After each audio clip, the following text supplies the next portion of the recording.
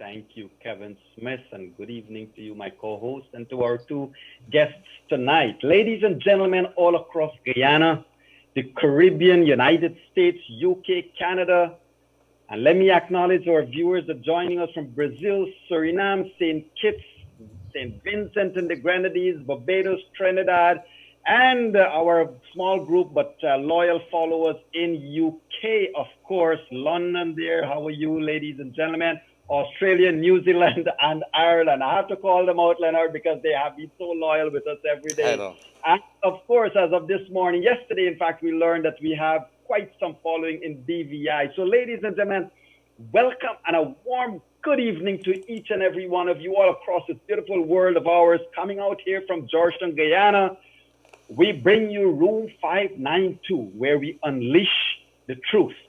And ladies and gentlemen, these past days have been one filled with turmoil, not just past days, these past 135 days has had us really take a deep dive into this Guyanese stock, into this thing we call Guyana, not as a country, but as a community, as a society. And ladies and gentlemen, we all know what would have transpired over the past couple of weeks, but we also know that we believe surely there is light at the end of the tunnel. It may seem very opaque at this stage, but we certainly know that there is light at the end of the tunnel. And there is more so that light at the end of the tunnel because we see that our international associate, affiliates, friends, collaborators are all voicing their opinion on what is happening here in Guyana.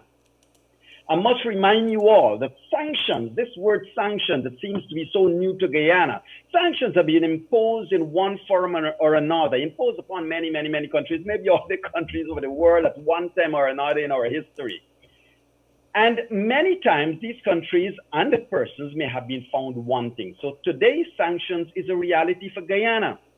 Mind you, ladies and gentlemen, Guyana would have been supportive of or expressively in disagreement of sanctions imposed on other countries and other persons. For example, we were supportive of sanctions upon South Africa during the apartheid days. We were opposed to sanctions against Nicaragua and sanctions against Cuba. So Guyana has been part of an international community where we supported or opposed sanctions. It is not new to the politicians, ladies and gentlemen. But today's sanctions has become a reality to Guyana. What does it mean for our people? What does it mean for our country? At the cusp of being among the richest nations of the world, we have found that we have a deep deficit of right-minded politicians. Maybe we are not unique there. This is happening in other countries in the world. But to discuss this and more, particularly to look what does sanction mean to Guyana, what can Guyana look forward to, how can we emerge, which is the best thing to discuss, how can we emerge from the state we're in? We have here, ladies and gentlemen, two distinguished persons in room 592 tonight. And let me remind you, while our introductions are largely inadequate, I would still want to share with you just a few words about our distinguished lady and gentleman here tonight. And the gentleman is not Leonard Gildari, it's Mr. Douglas Meurs. So ladies and gentlemen, let me take my pride and pleasure to introduce to you Miss Deborah Misir. Miss Deborah Misir is a partner at the New York-based Lally and Misir LLP. And they're civilized in civil and white-collar crimes, the trials and appellate litigation. And she provides advice on regulatory compliance, policy issues. And I don't want to bore you, but the list is admirable. As a lawyer, she would have also served as a professor, a law professor at the Touro Law School, the George Washington Law School. And she would have taught constitutional law, administrative law, appellate practice, and would have also directed the Veterans Clinic. Ladies and gentlemen, Ms. Misir is an ex-Marine. What? So we got to be careful. This fine, distinguished young lady is an ex-Marine, and she only got out of the service because injury cut short her service. She served as a counsel to the US Foreign Terrorist Tracking Task Force, Counterterrorism and Intelligence Task Force, that was created immediately in the wake of the 9/11 event that happened there to prevent future attacks. And she served in the administration of President George W. Bush as the U.S. Deputy Assistant Secretary of Policy at the U.S. Department of Labor, Ethics Attorney at the White House Counsel's Office, and Chief of Staff of the Occupational Safety and Health Administration. Wouldn't you know, Ms. Misir started her career at the Department of Justice, where, as I said, she would have served in a number of different portfolios. Ladies and gentlemen, she graduated with an honors in political science from the University of Chicago, and she earned her law degree from the Minnesota Law School. I want to remind you, therefore, sharpen wit. Those of you who might have seen her interviews in various television fora in the US, sharpen wit, but also remind you, ladies and gentlemen, she is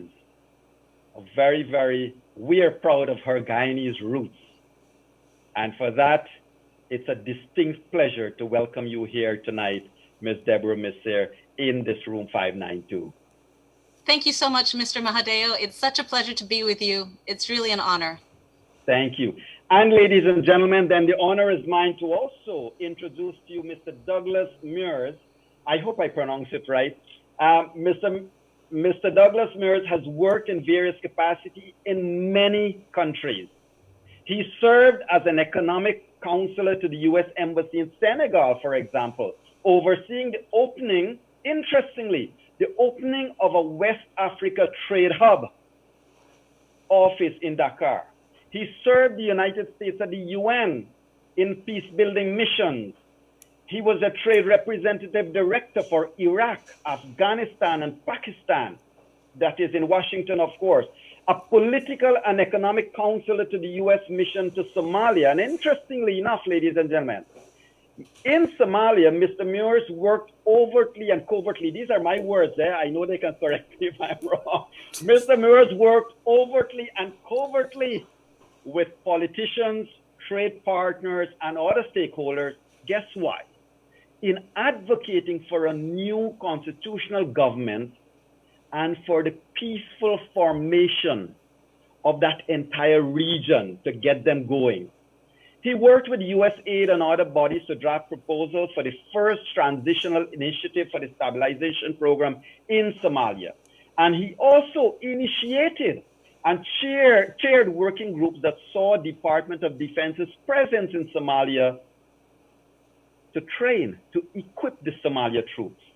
So he has not just been an officer of the United States carrying out his mandate as an officer. He has also been instrumental in building the ground wherever he would have been attached to. And so he served as a deputy manager of the U.S. regional office in Iraq, overseeing operations that examined political and security developments there and advocating for positive solutions on the matters there. And he continued to provide policy management and recommendations to the Secretary of Defense on matters relating to security, counterterrorism activities, etc. So ladies and gentlemen, in my own view, this gentleman works, as I said, not just to serve his own country, but he has distinguished himself that in serving his own country, he's also going to serve those countries into which he has been provided the honor of serving his own country. So Mr. Meurs and Ms. Misir has joined us here tonight, and Mr. Douglas Meurs, I want to tell you, welcome, sir, on behalf of Guyana to room 592. You're muted, sir.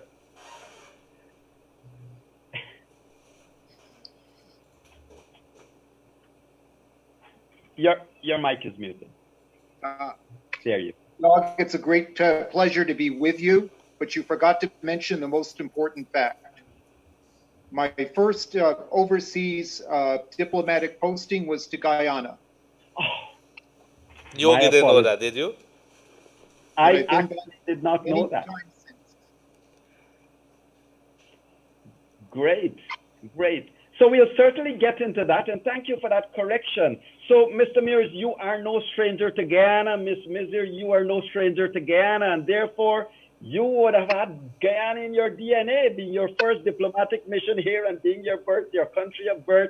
Ladies and gentlemen, it is therefore our distinct pleasure to welcome these two persons to our room 592. And I want to get the ball rolling by coming to you first, Miss Misir. Give us a little word, give us a little take on what you are up to nowadays, especially in terms of how you're looking at the situation in Guyana. Of course, your heart probably bleeds sometimes when you look at how a country that can progress has not been progressing.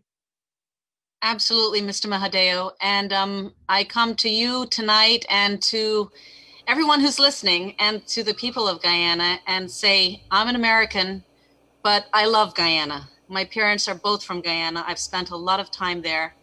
My husband and I have spent time there as adults as well. And I bring you words of strength, hope, and courage. I know that Guyana will get through this. The situation we have right now cannot stand. It's intolerable. And as Ambassador Lynch and Secretary Pompeo have rightly said, caretaker President, Mr. Granger, respectfully, it's time to leave. It's time to respect the will of the people, respect the will of the voters, and let's move forward together constructively. Thank you. Thank you for that, Ms. Misir. And Mr. Douglas Meurs, sir, over to you. Well, I've certainly drank the black water and eaten the lava. And, my wife is He knows, Yogi, he knows. Sorry.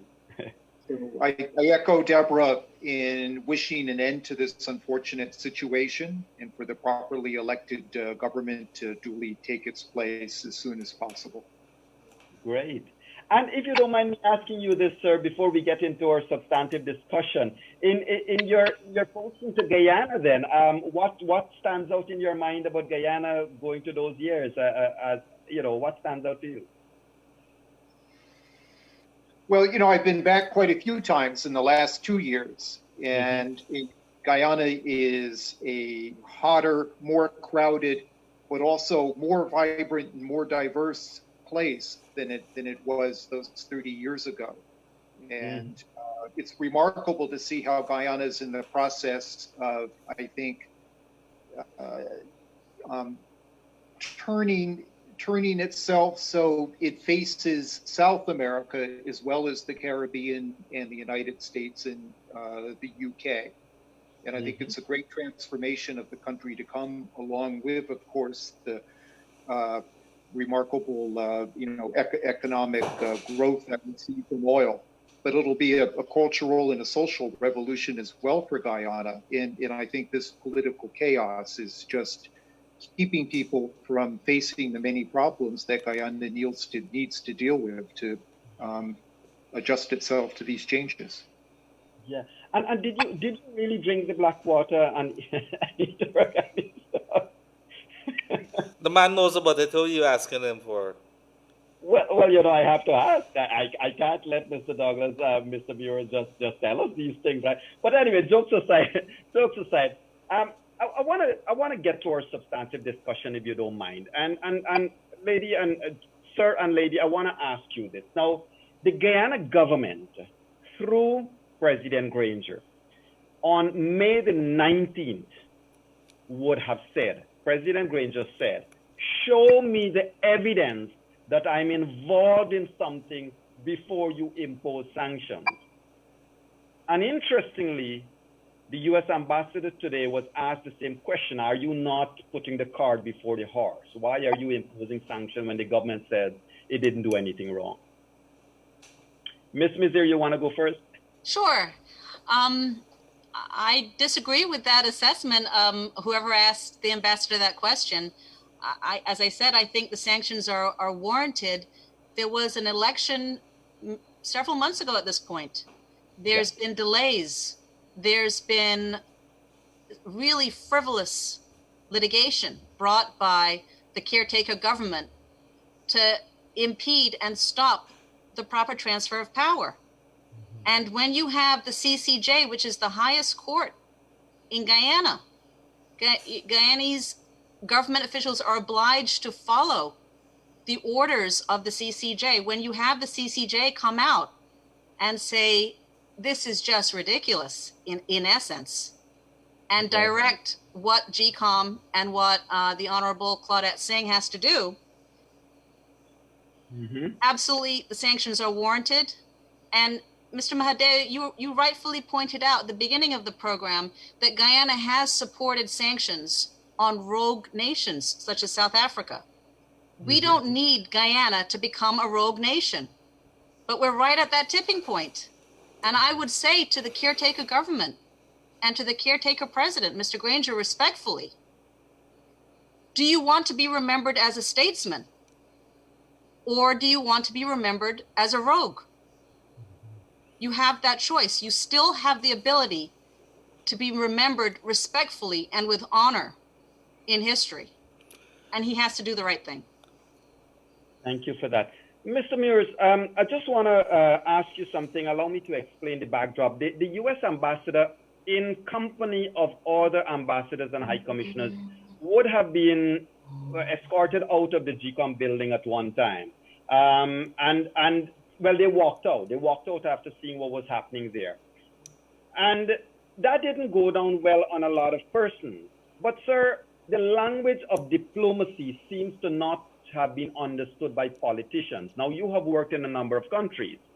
And the language of diplomacy, how better can it be expressed then to recalcitrants, to politicians who refuse? And please allow me 30 seconds to explain this. So, 2 weeks ago, a week ago, US Secretary of State said, I have instructed my department to look into those people. Yesterday, Secretary of State said, there is visa revocations are here and it is implemented. Sir, has something been wrong with the language, the diplomatic language, that it has not been reaching through?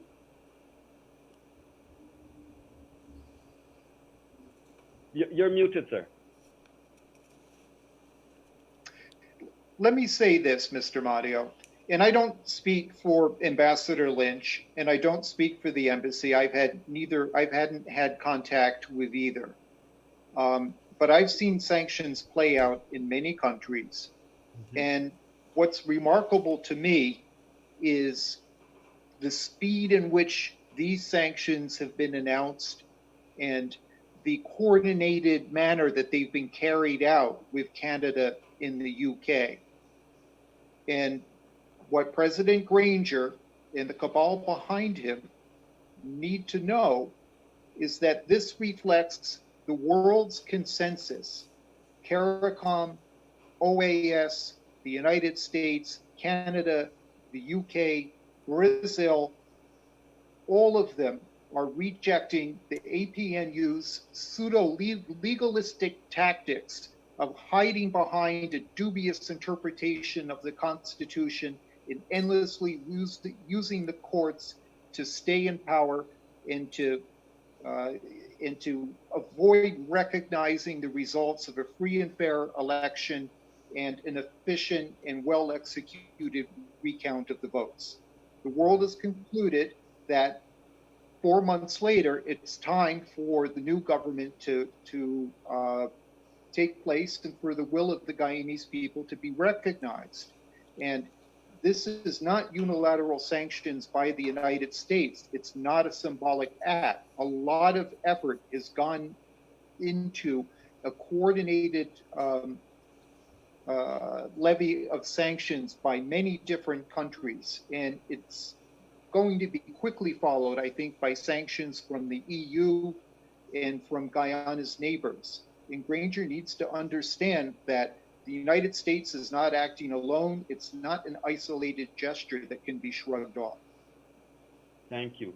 And I want to come back at you, Mr. Meurs. And I'm sorry to bring this up at this stage, but the Guyana government, their spokesperson would have been on state television today and would have accused the United States of wanting to take such punitive measures because of a race card. Somehow, all of a sudden, people have realized that Mr. Granger is of a particular race. You have worked in Africa, you have worked in Asia, you have worked all over, Mr. Meurs. How do you respond from a diplomatic perspective to such accusations? It's ridiculous. we only recognize two colors, green of democracy and red for authoritarian and undemocratic regimes. And in this case, all of Guyana is green. And this is an attempt to force the government to recognize the will of all Guyanese people. Thank you. Ms. Misir, you are a constitutional lawyer. You would have thought, United States Constitution. The attempts that would have been made to bypass the Constitution would have started since President Granger unilaterally appointed as chairman of GCOC. Ma'am, what would you have thought when you were seeing the travesty that would have been imposed upon Guyana to go to the CCJ to determine that 33 was a greater part of 65 because the government lost that confidence motion? Respectfully, Mr. Mahadeo, how embarrassing. We know how to count in Guyana. I went to school for a couple years in Guyana, and we have brilliant folks in Guyana. We have sensible, and if Mr. Granger thinks that the U.S. policy would change if we had a change in, for example, our administration, I think he'll be sadly mistaken, because any administration of the United States will support democracy, will support the will of the people, will respect the vote. Thank you. And I want to write back at you, Ms. Misir. There is a notion that has been discussed in the same platform 2 nights ago, where one of our guests put forward a theory that whether, given what Granger and his team would have done, whether the chairman declares the opposite side as having won these elections, that Mr. Granger may refuse to step down because too much has happened, water has gone under the bridge. What then would be the nature of sanctions? And immediately after you, Mr. Meurs, if you could answer the same question. That's a great question, Mr. Mahadeo. And the process really started today with the announcement by Ambassador Lynch. But there's a number of things. There's a number of tools at the disposal of the U.S. government. There's a number of laws, starting with the immigration law, of course. And it's important for Guyanese because Guyana is so close to the United States. There are over 1 million Guyanese Americans in the United States. I would venture to guess that most of the officials in the caretaker government have relatives living in New York, Florida, Maryland, all over the United States, who are U.S. citizens and who are green card holders. They themselves, the officials, many of them are U.S. citizens or green card holders, or certainly want to avail themselves of B-1 visitor visas. So right from the get-go, that access or entry into the United States is now going to be a problem for them, and potentially stretch out to their family members, their immediate family members, who may be working with them to, again, frustrate the will of the Guyanese people and frustrate the will of this election. Their immediate relatives are going to find themselves also subject to sanctions. Immigration is one area. Another area is financial. Of course, we have the FATCA. There are provisions in the FATCA that can be utilized against officials. We have the Foreign Corrupt Practices Act, which would essentially expose, again, the relatives and the officials.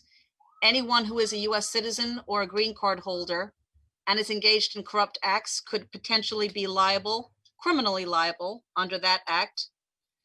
There are other diverse acts, the Foreign Tort Claims Act. If a U.S. citizen is harmed by the actions of the U.S. government, and again, there are a lot of U.S. citizens in Guyana, they have standing to bring private suits in the United States against those officials and against their family members. And the list goes on and on. There's the anti-money laundering statutes. There's the no-fly list. There's the terrorist list. It depends on how tough the U.S. government wants to be. And the message from President Trump and the message from Secretary of State Pompeo has been unambiguous. You lost the election. At this point, you're engaged in the actions of a rogue government. It's time to go. Thank you. Mr. Meurs, on that same point, if you don't mind, sir, your role as an economic advisor to the US State Department and so forth is well noted. Sir, we believe here that you guys, when I say you guys, I mean the world at large, would have already imposed sanctions in a way. We can't have access to our own oil monies because the bank over there would have said we can only release it to a legitimate government. Your thoughts, sir? Please unmute. Please unmute. I'll master Zoom yet. Sanctions invariably begin with targeting individuals. And there's two reasons for that. One is you want to inflict as much pain as possible at as early a stage as possible on the ringleaders. And the second is you want to avoid pain to the common citizen. And so sanctions start with the very top, and then they'll go down through the ranks of that organization. And in Venezuela, the individual sanctions are now targeting, as of this month, 718 individuals in 150 entities. And it's not just the inability to travel to the United States that makes life unpleasant for them. It's the fact that their assets get frozen, that they find it difficult to do business, that banks will not work with them. And believe me, they do not want the scrutiny of the US, the UK, the Canadian government, and any other international organization out there looking at their private affairs, because they will now be under a financial microscope.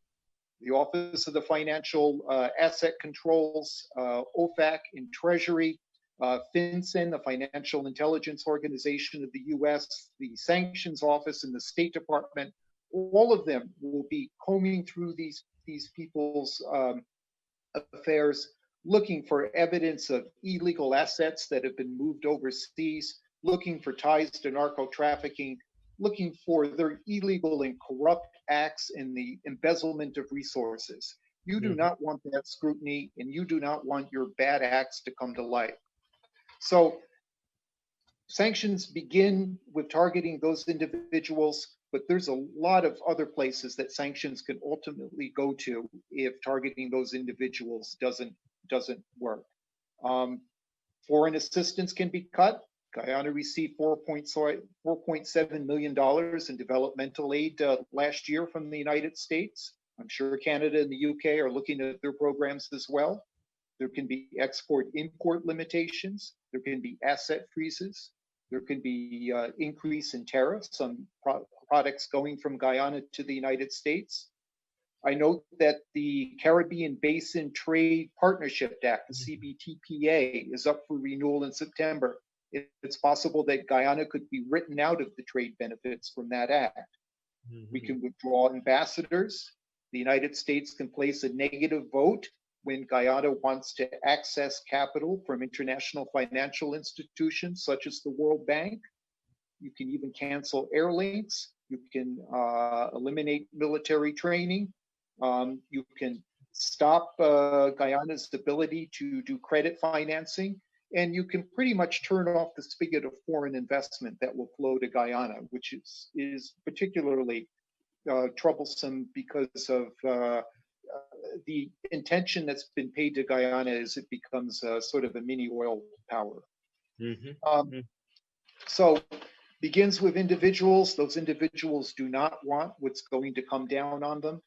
And there's a long menu that the United States and other countries can choose from there. And President Granger really needs to be aware of this. Great. Thank you for that clarification. Ms. Misir, you would have mentioned certain chapters and sections of various laws. Here is a question that is of interest to Guyanese. And I'm sure Mr. Meurs would have experienced this in the countries he worked as well.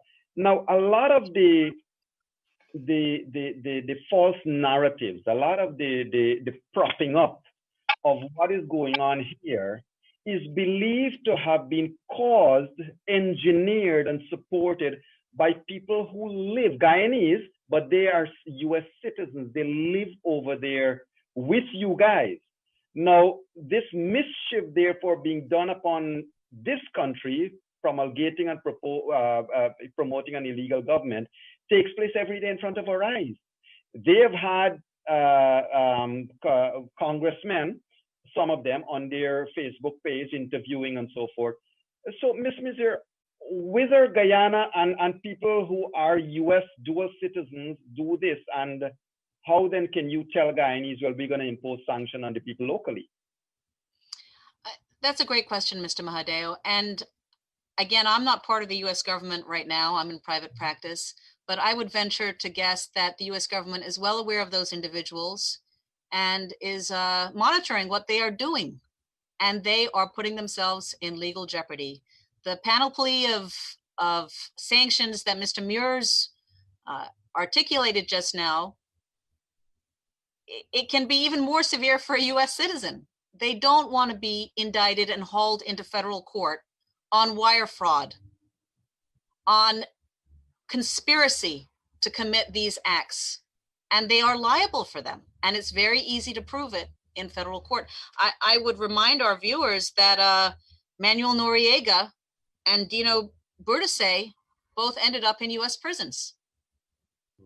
So the reach of the United States is far, it is strong, and it is righteous in wanting to ensure that the will of the Guyanese people is respected. Mm-hmm. And Mr. Meurs, the same question to you, sir, because in working in the West Africa region, I'm sure you would have had scenarios where persons from within the US would have been supporting the instability in areas you work.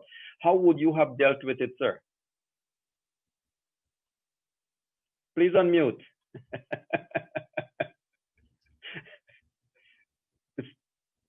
Still not unmuted. Yes. The recalcitrance of Granger and his cabal is undoubtedly due to the fact that they have been plundering Guyana's coffers, and they've been moving money and assets and whatever they can sell overseas. So no doubt there's a panoply of illegal financial transactions that have taken place.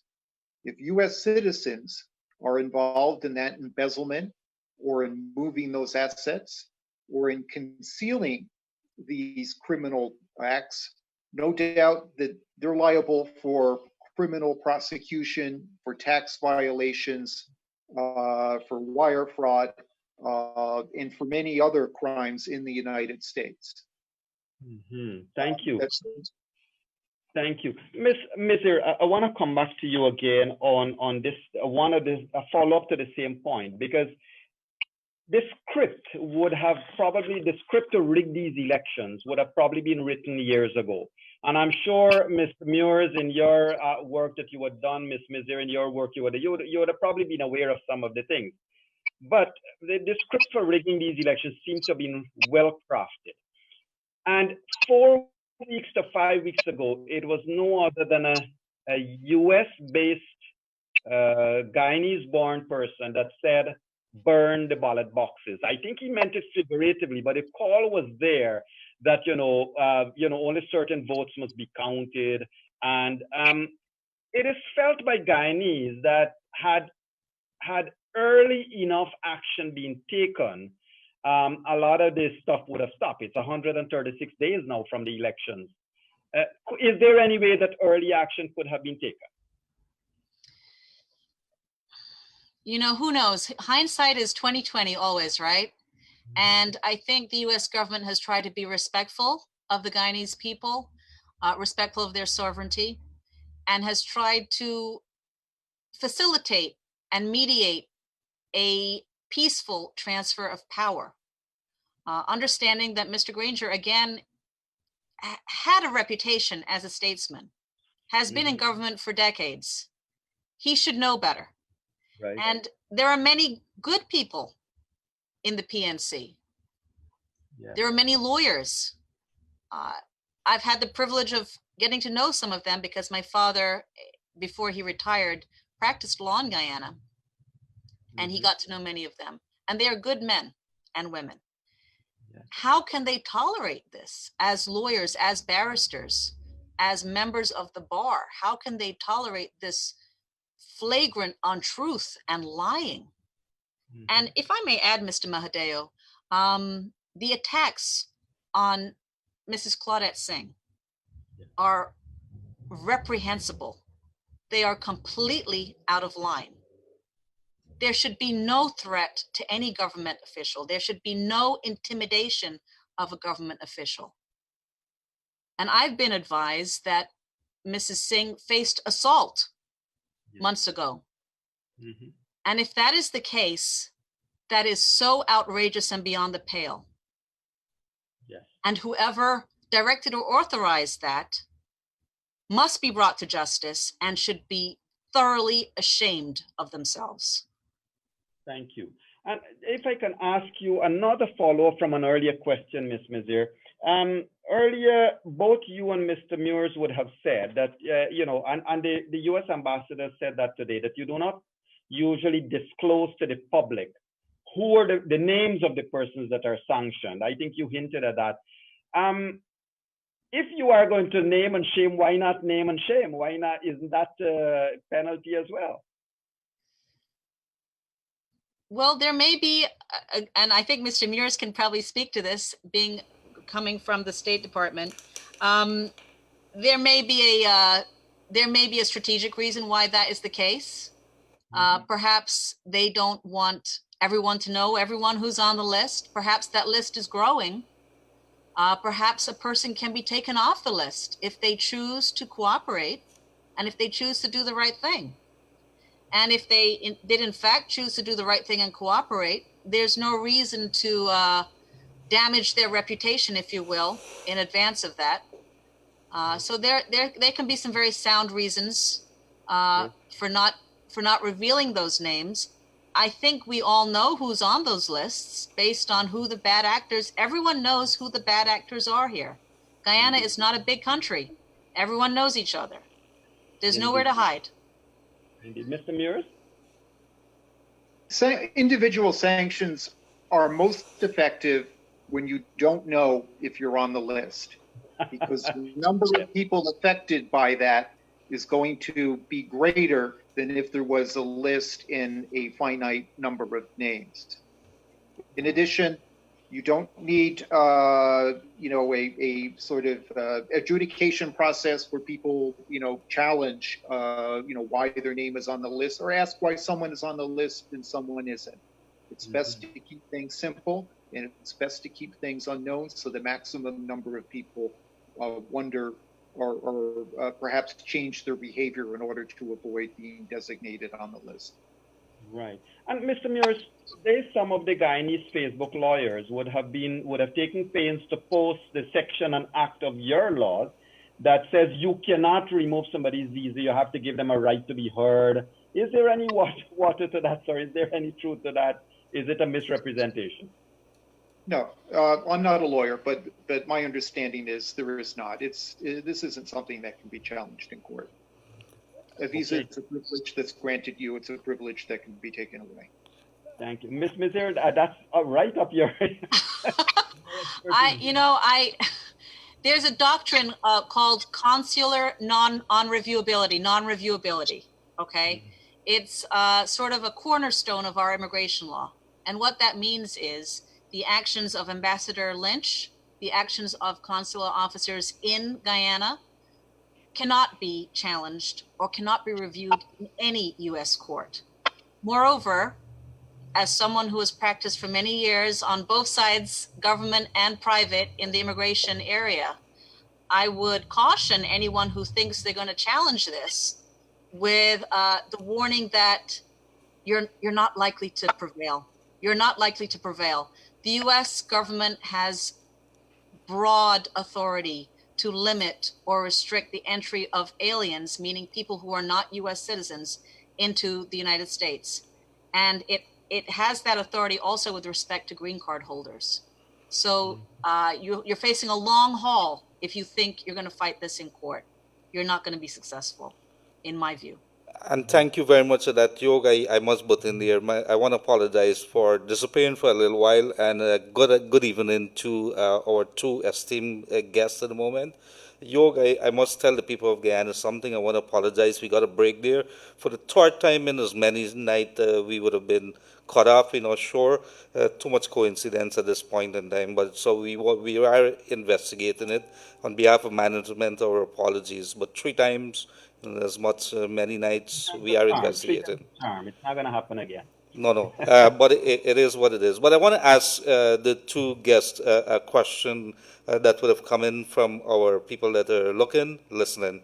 And that is, if Guyanese, while the U.S. Embassy today says that they don't want to name the person, they can't, is there anything that anybody in the United States could do, as a citizen maybe, that could request such information? Is there anything that could happen like that?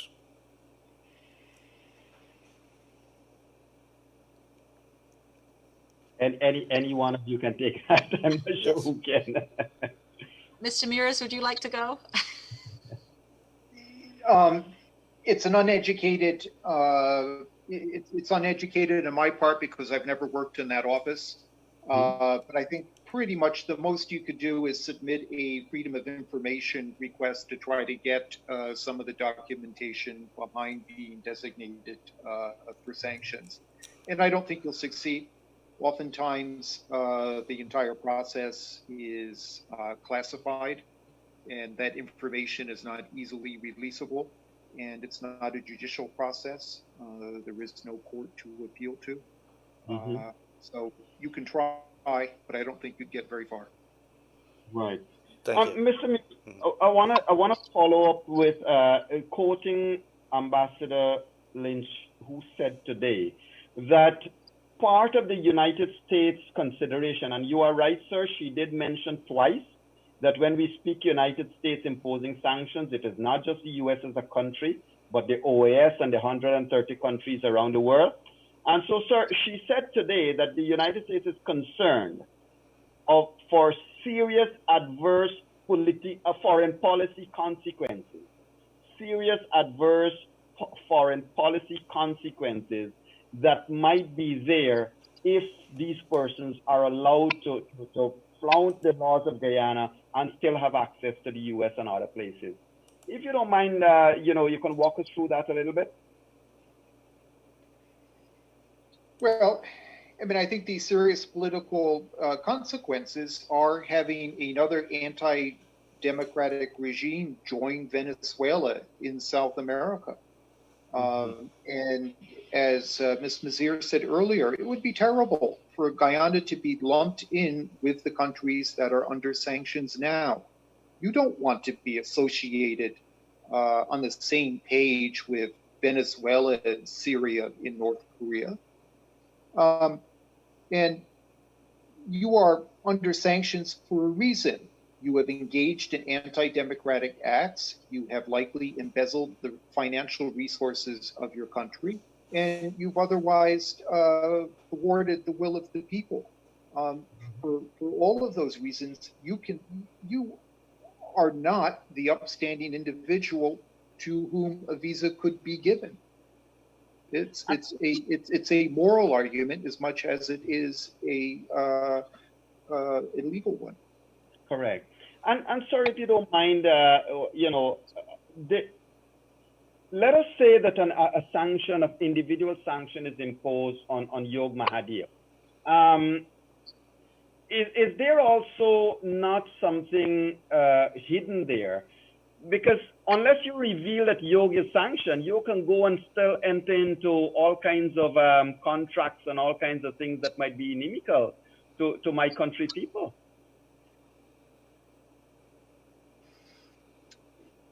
You could, but there's the concept of political risk. When someone that you're trying to do business with, yes, particularly a large corporation in the United States or elsewhere, is aware that there's a strong possibility that your name is on such a list for the acts you've committed. They probably will not do business with you. Great.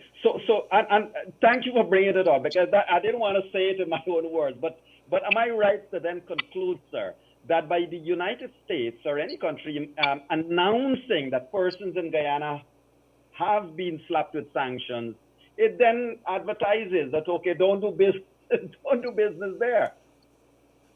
Am I right to say that, sir? You said that very clearly and succinctly. Thank you. Ms. Misir, I want to come back to a little bit of the legal points. You know, the Granger government has, as of yesterday, insisted that it is not to be blamed for creating this 136 days delays. It is saying that it is private citizens who are taking these actions to court, and it cannot interfere with these actions at the court. Right. It stands sanctimonious and sacrosanct. Your comment, ma'am. Well, you know, it sounds like, you know, everyone knows what's happened.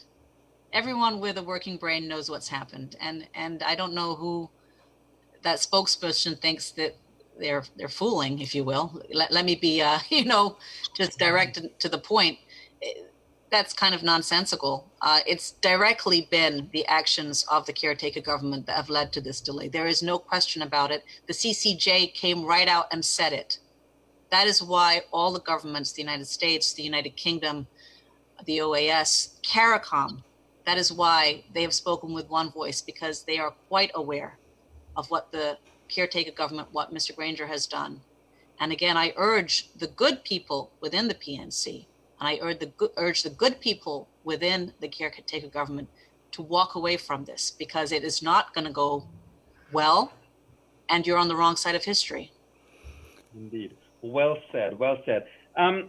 If you don't mind, Mr. Douglas Meurs, one of our commentators, Mr. Peter Wickham, who is a well-known political scientist in the Caribbean, he opined that what needs to happen is that some independent broker, let's just say the United States, for example, should probably start working behind the scenes to bring the actors to the table. In other words, he is saying that because there is the fear of sanctions and other penalties, they will not want to give up at all. They're going to hold up and hold up this process forever. And so he has proposed amnesty, that, okay, we're not going to give you a jail time. We're not going to give you this. We're not going to do that if you can let go of power. Mr. Meurs, is that a likelihood, sir? And is it something that it's probably too far gone and it's not accommodative now? That's quite speculative in hypothetical. I think the attention of the world is focused on two simple acts. There were free and fair elections, and there was a reliable and well-executed recount. Full stop.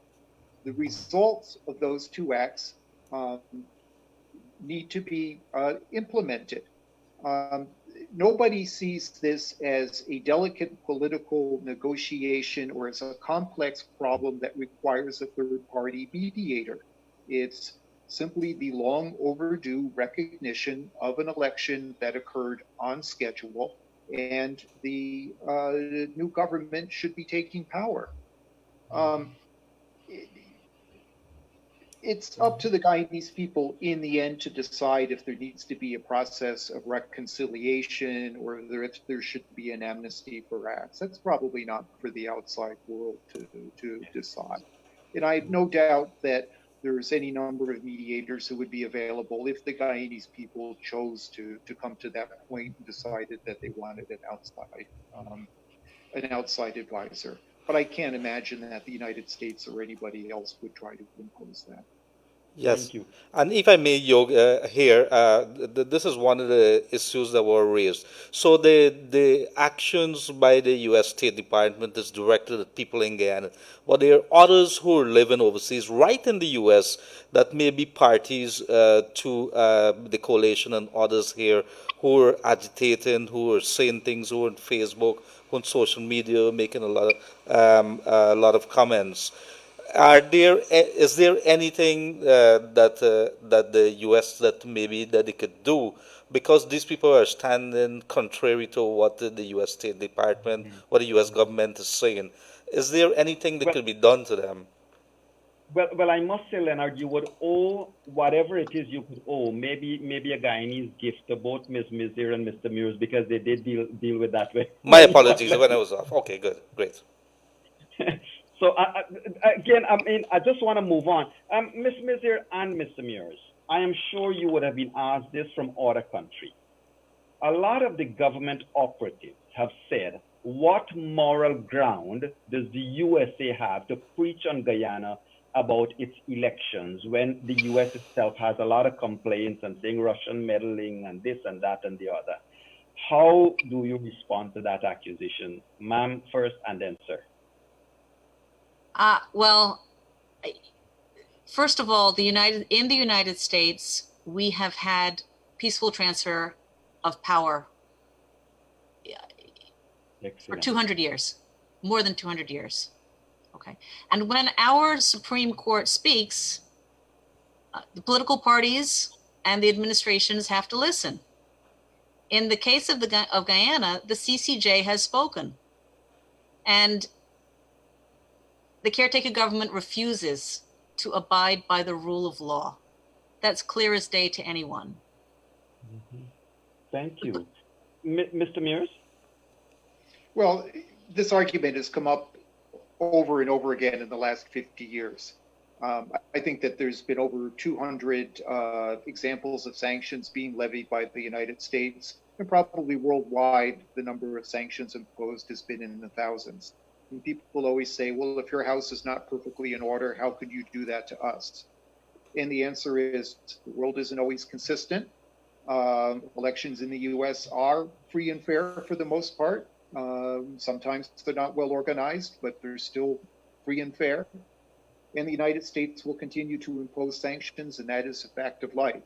And if you want to be a member of a democratic community like CARICOM or the Organization of American States, you need to meet those standards. And if you do not, other countries that are members of those organizations or any other international alliance of states will censure you. Thank you. And just going back to this thing about who are we protecting and who are we penalizing, ladies and gentlemen, I want to just pause for a couple seconds to acknowledge all of you joining us by radio all across the country as well. Pomeroon, Corriverton, Blackbush, Polder, wherever you're joining us from. Once again, it's good to have you here in this interesting discussion. Ms. Misir, one of our attorneys, in fact, former Attorney General, Mr. Anil Nandlal, said the following. He said, Guyanese, sanctions are for the protection of Guyana and Guyanese against those who wish to destroy our own country.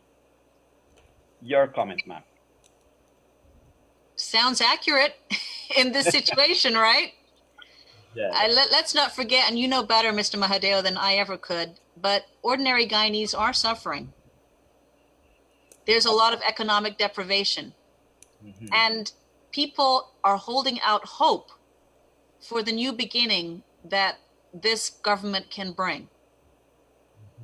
They're holding out hope, and in the meantime, they're suffering because of the actions of the caretaker government. So these sanctions are designed to force Mr. Granger and the caretaker government to abide by the will of the people. That's all. Mm-hmm. Thank you. And Mr. Meurs, just to set the record right, because you mentioned you hinted something like this before. Ladies and gentlemen, the sanction is not imposed upon a person in terms of taking a side. The U.S. ambassador was quite clear of that. They really don't care who forms the government as long as it is the party that won the will of the electorate. But Mr. Meurs, the question I have for you then, or for your comment, not a question, for your comment, please. In 2015, it was the US that would have been part of the forces that Guyanese saw, some Guyanese saw that was against the PPP and supportive of the PNC, and intervened to get them into office. And intervene, I mean, in a positive way, enforcing and ensuring law is followed. So, sir, how do you feel when you're now told that you could have only intervened on one side of the coin and not allowed to intervene again? Well, I think the United States position, as well as the position of every other country that's announced sanctions against Guyana, as well as CARICOM in OAS, is in support of the process. And the process is free and fair elections, regardless of what the outcome is or who the victor might be. Mm-hmm. And I want to go back to the question you asked earlier about what the impact is on the Guyanese people. Yes. I mean, clearly the first impact is their will is not being recognized. But the second impact, and I think this is one that President Granger needs to pay particularly close attention to, is Guyana is truly the land of opportunity. Between its rich natural resources, between the oil revenues coming in, between the attention that Guyana has received over the last 2 years as oil was announced and as elections were carried out, there are any number of rich commercial and industrial and natural resource extraction opportunities that were open to this country that are now in the process of being closed. And if you think you should remain in power in order to take advantage of them, you're sadly mistaken, because companies will stay away. Capital will not come to Guyana. Those companies that do will find it difficult to do business there. And capital will flow to other countries that are free and democratic and where the political risk is lower. And that's a tragedy for the Guyanese people. Yes, yes. I'm sure you hinted at this before, but if you don't mind expounding, you did say that following the heels of this, the UK, European Union, and so forth may as well come and take action? I believe so. I understand that the EU is considering its own sanctions, but typically when the United States and other countries announce an initial round of sanctions, there are countries that pay close attention to the announcement, consult with the United States or with the UK or with the United Nations, whomever, in order to put together their own list of individuals to be sanctioned. And I've seen that happen in many other countries. Correct. Sorry, Ms. Misir, there is another issue that is more or less race related, and there a handful. Well, let me not say handful, but a number of Guyanese are quite passionate about their belief that they cannot allow the PPPC, who won these elections, to come into power because of their ethnic insecurities. From your previous job holdings, and Mr. Meurs, from your current holdings and so forth, how do you then speak across that insecurity? I think you hit the nail on the head, Mr. Mahadeo, in terms of the sentiment of many Guyanese people. And I say Guyanese people have to have courage. They have to have courage to forge a new path. And they have to be willing to take the chance. Other countries have done it. I give the example of Ireland, where there was such deep hostility and suspicion for generations, for centuries, between Protestants and Catholics. And people were able to push past the fear, embrace hope, and move forward in a courageous fashion. And this is the moment, this is the time Guyanese people have to say, I'm willing to take that chance. And I'm not 100% familiar with all the politics of Guyana, but I do know that the PPP has Dr. Irfan Ali as the president-elect, He's obviously Indian and he's Muslim. The chairman of the party, former President Bharat Jagdeo, is Indian and comes from a Hindu family. And the prime minister-elect is Mark Phillips, who's Afro-Guyanese and Christian. And I know there are people of many different ethnicities in the PPP. Likewise, there have been people of different ethnicities in the PNC. It's time for a new generation to step up and say, we don't want this. We're not doing things the old way. We're going to be strong, we're going to be brave, and we're going to embrace a future multi-ethnic Guyana where opportunities are available to all. And when the PPP, when the winners of this election come to power, that will have to be an important policy objective for them to seek to achieve. Thank you. Mr. Meurs, the people of Guyana, earlier Ms. Misir would have mentioned, the people of Guyana in this time of COVID-19, for example, a lot of people are suffering. And a lot of people feel that, there is an incumbent that holds on to power over 136 days while they're struggling to find a meal for children and so forth. Sir, from a Guyanese non-political perspective, sir, what do we say to the Guyanese people? Because the United States imposing sanctions upon the top leadership to the grassroots may not mean anything to them if the government doesn't give up. What do we say to them, sir? Well, I think you say two things.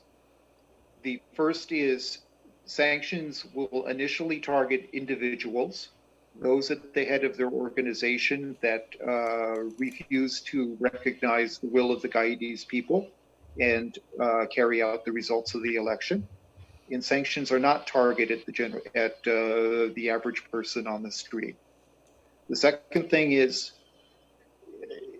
despite sanctions, assistance from the United States, and I would imagine from the other countries that have imposed sanctions, to Guyana for coronavirus will likely continue and probably increase.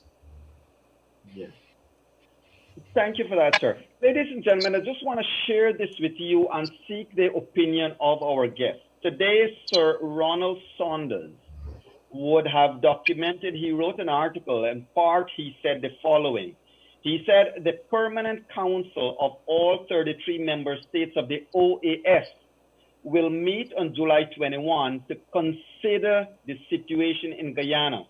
The matter will not end there, particularly as three of the largest OAS members, Brazil, Canada, and the US, have now announced strong positions publicly.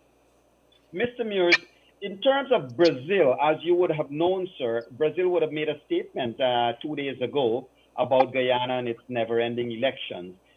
Do you see this being the agenda of this OAS meeting soon, sir? Because is it that priority now?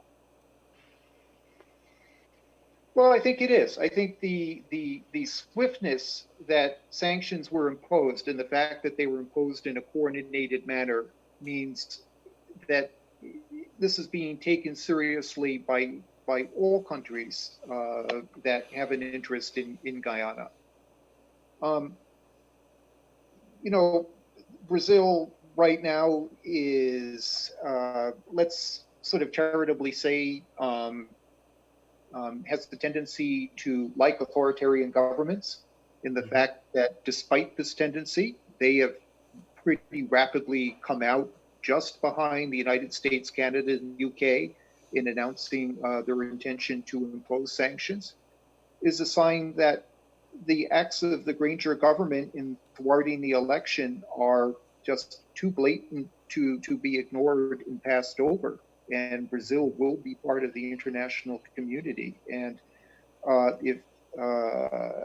if you're getting this treatment from them and from the Trump administration, imagine what will happen with the Biden administration in the future should Joe Biden become president in the United States. Very well said, sir. Thank you.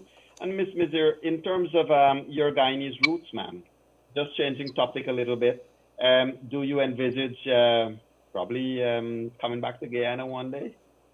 Oh, I would love to. I love Guyana. My husband is not Guyanese, but we got married in Guyana 10 years ago. Oh, wow. Because he loved Guyana. We had our wedding in Guyana. And as I said, I spent some time there as a kid.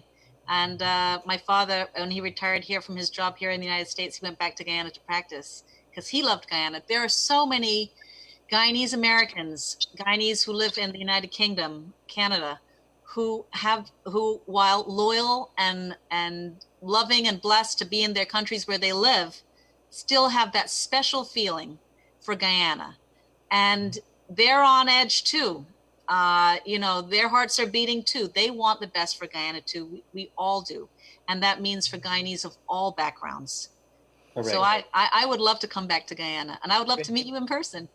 Great. Same here. And one of the reasons I asked you, of course, is going back to what Mr. Meurs said. Guyana has a lot of, you said it yourself as well, Guyana has a lot of potential. And one of the things we certainly know, what caught my interest was your being a professor in terms of teaching law, of the various types of law. And Guyana has a lot of potential for education tourism in terms of bringing in foreign students to study at our university.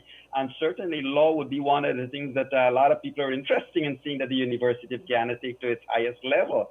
So thank you for that. And, we're looking forward to what the future can give to us. In wrapping up our discussions here, Leonard, I don't know if you have any other burning questions for our guests. I don't necessarily want to keep it going. No, yes, thank you very much, Yoga. We have some questions here from our listeners and lookers, and they're asking.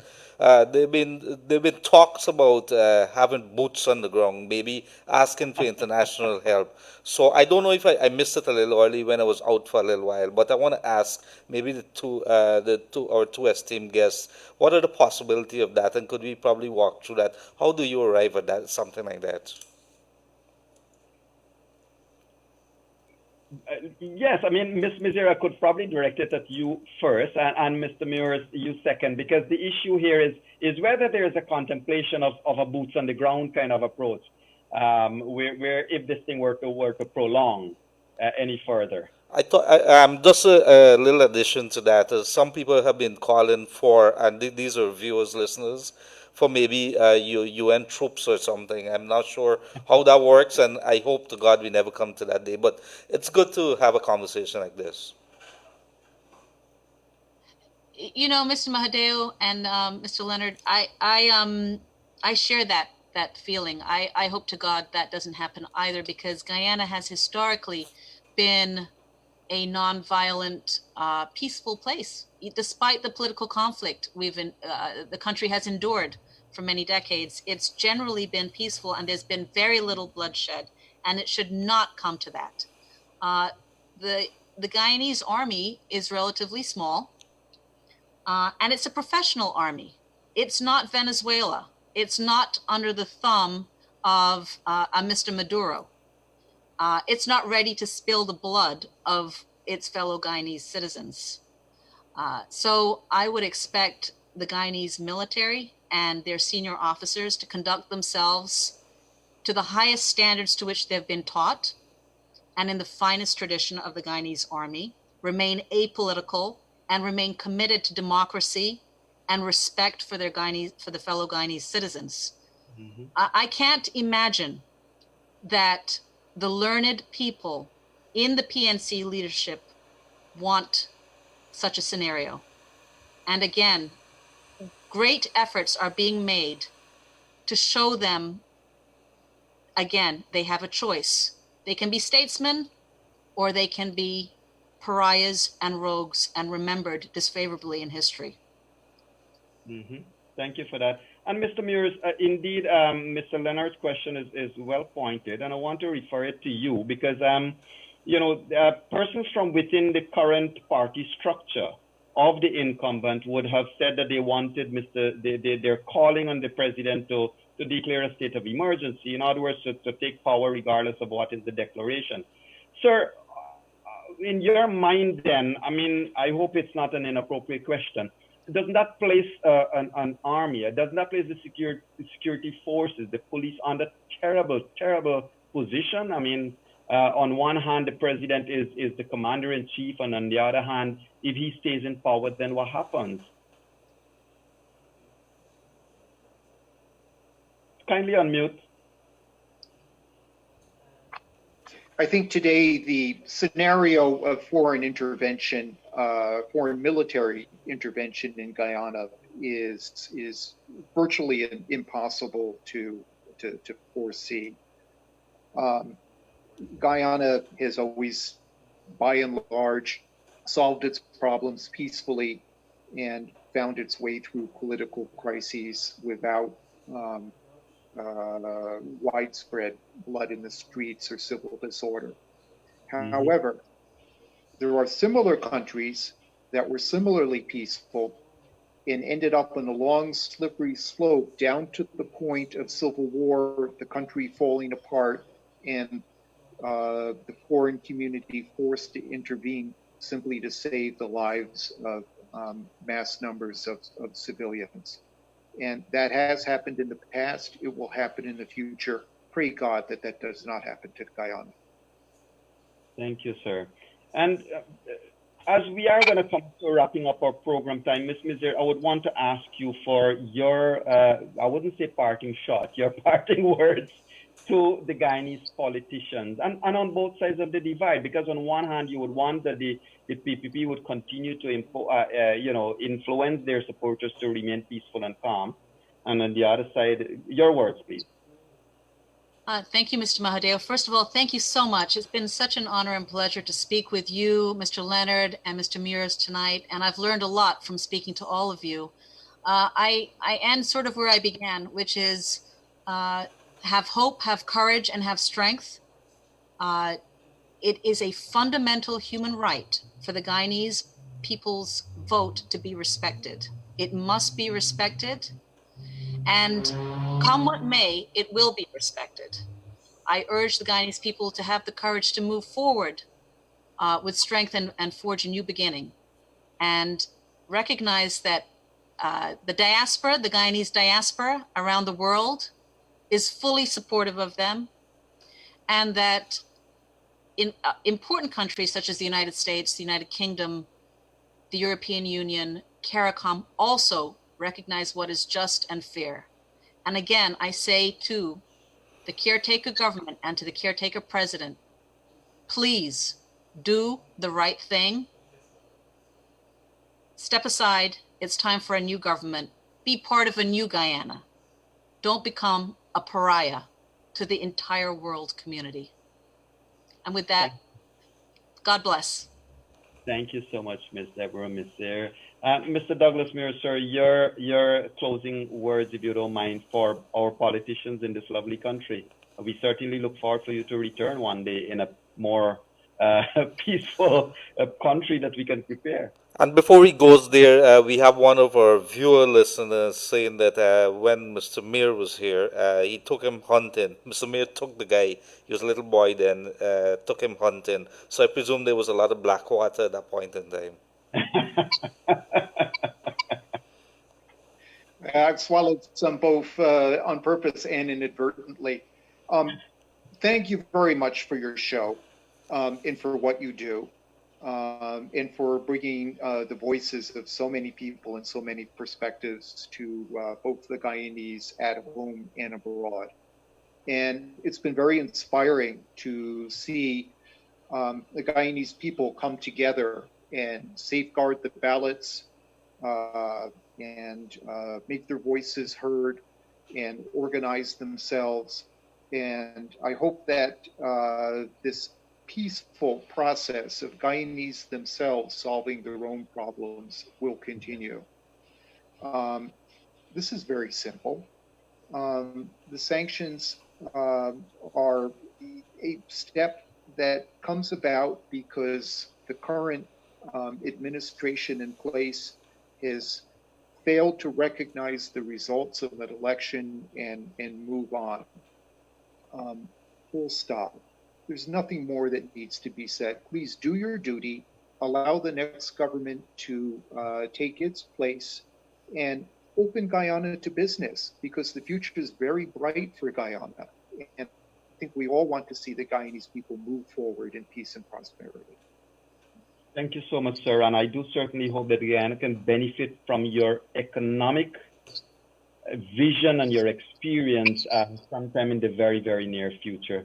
Mr. Douglas Meurs, it's been a pleasure to have you here tonight, sir. A distinct honor for Guyanese to have you in room 592 and to learn.